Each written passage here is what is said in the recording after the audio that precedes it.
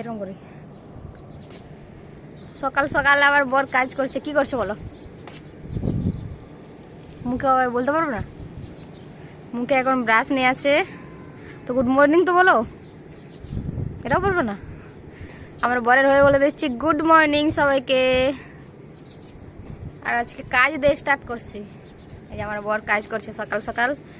এখানে আমি যখন জামা কাপড় দিই না অনেকটা এরকম নিচে নেমে যাই, ওই জন্য আজকে সকাল সকাল উঠে করে দিচ্ছে, কারণ এখন যাবে ডিউটি। না ক্যামেরাটা একটু দেখাও, ভালো আছে। Good morning. এখন আমি করবো কাজ। আমার বর আমাকে ফ্রিতে রেখেছে, তো এই যে থালা বাসন, দেখা এই থালা বাসনগুলো এখন আমি ধোবো, তারপর রান্না বান্না করবো। আর এখন দেবো আমার বরকে নাস্তা ছোটো হাতে, বুঝছো না? ক্যামেরা আমার এখনো কাজ হয়নি, কিন্তু এই যে মেয়ে উঠে গেছে। আমি মেয়ে নিয়ে কাজ করবো কি করে? মেয়ের পাপা তো এখন চলে যাবে। আর এই যে ব্রেকফাস্ট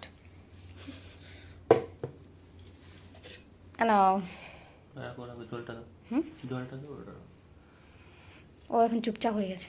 মামাম হাই বলো, হাই।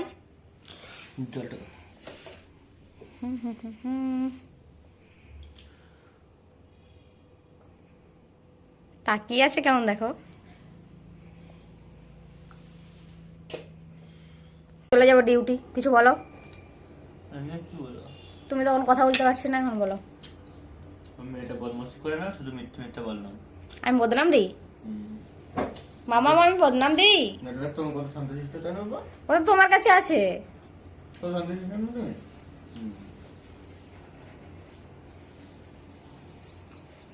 ব্রাশ নিয়ে নিয়েছে। হ্যাঁ এদিকে দেখো, ও ব্রাশ করবে।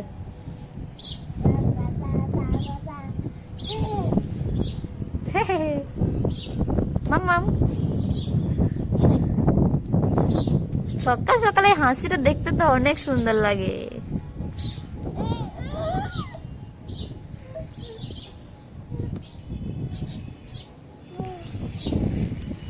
ওর বাবার ব্রাশটা নিয়ে নিয়েছে।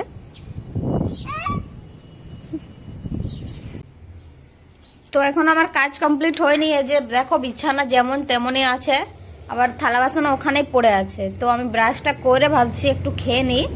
তো তোমাদের দাদা যেটা খেলো ওটাই আমি এখন একটু খেয়ে নেবো, তারপর থালা বাসন ধোবো, তারপর রুটি বা ভাত যা বানাবো।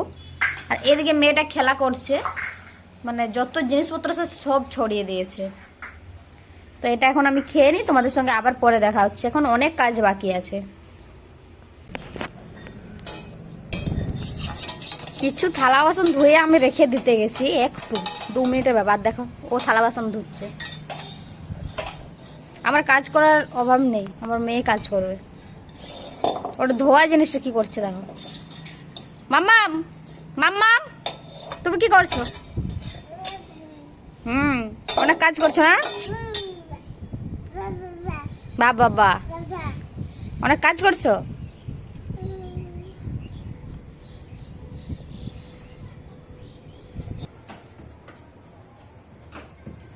তো আজকে আমি দুপুরবেলায় রুটি বানাচ্ছি।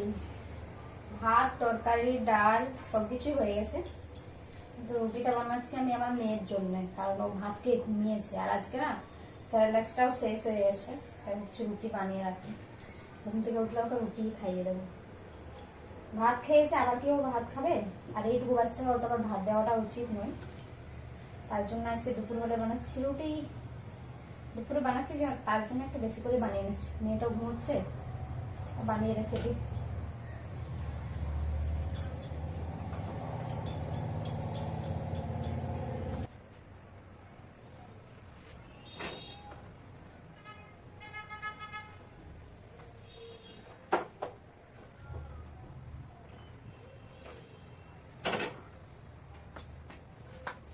আমরা মা মেয়ে রোদে বসে আছি। আর মাম্মামের হাতে এটা কি তোমরা বলো তো, কেউ যদি জানো। আরে তোমাদেরকে দেখাবে না মাম্মাম, দেখাবে না শোনো। তোমাদের এখনো খাওয়া দাওয়া হয়নি, এই মেয়েকে এইমাত্র খাওয়ালাম। আর আজকে আমার বরের তো মানে খেতে আসার টাইম তো নেই, এত কাজের পরিমাণ বেশি, তো কাজের চাপ মানে। ও সকালের খাবার খেতে এসছে 11টা 11:30টার সময়, তার ভিডিও করে আজ শেয়ার করতে পারিনি কারণ একটু ব্যস্ত ছিলাম। আর এখন খেতে আসতো, কিন্তু এখন এত মানে কাজের চাপ, এখন ফোন করলেও বিরক্ত হয়ে যাবে, রেগে যাবে। যখন আসবে আমার খিদে পেলে আমি কিন্তু খেয়ে নেবো। আর তোমাদের এরকম স্নান করে রোদে বসতে কার কার ভালো লাগে তোমরা জানিও তো। শোনা মাম্মা, এখন মাম্মাম কখন ঘুমোবে কিন্তু আমি জানি না। একটু ঘুমোলে আমিও একটু ঘুমোতাম, কিন্তু কখন ঘুমোবে কি জানি। যা পড়ে গেল। শোনা মাম্মাম কিছু বলো। দেখো এই যে আমাদের মাম্মাম, বলো কিছু। রাগ হয়ে তো এই যে এটা আমার বর ডিউটি থেকে আসে, একটু বউকে টাইম দেয় না, শুধু এসে এখানে গান চালাচ্ছে, নাচ করছে। এই বলেছে আমি নাচ করছি। তুমি তো নাচ করছিলে। ধরে ম্যাম মেয়েকে নিয়ে নাচ করছিল। আরে যে মেয়েটাকে কি বলবো, সোয়েটার খুলে দিয়েছে, ঠান্ডাও নেই। আর ওর কাজ হচ্ছে ওখানে সবজি নিয়ে খেলা করবে, থালা বাসন নিয়ে খেলা করবে। দেখো বেগুন নিয়ে নিয়েছে, দেখেছো যে বেগুন নিয়ে নিয়েছে। একবারের জন্য এসে যে বউকে একটু টাইম দেবো, 12 ঘন্টা ডিউটি করে আসে, সেটা না। আচ্ছা তারপরে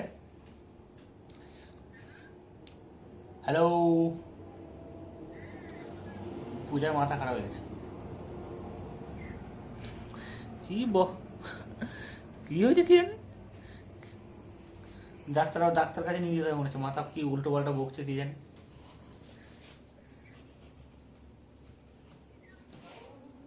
পাগলা হয়ে গেছে। কি মারলো, দুম দাম করে কিলিয়ে দিয়ে চলে গেল। এ বাঁ হাতটা মানে আমার